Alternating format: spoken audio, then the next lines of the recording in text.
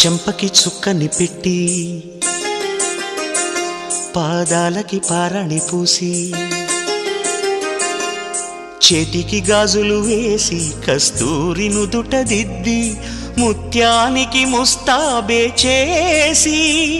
మా హృదయాలను బోయిలుగా మలచిన ఈ పల్లకిలో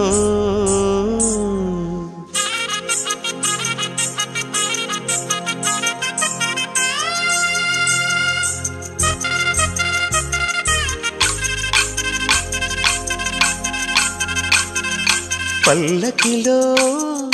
పల్లకిలో పెళ్లి కూతురు రాణిలా ఉంది, మహారాణిలా ఉంది.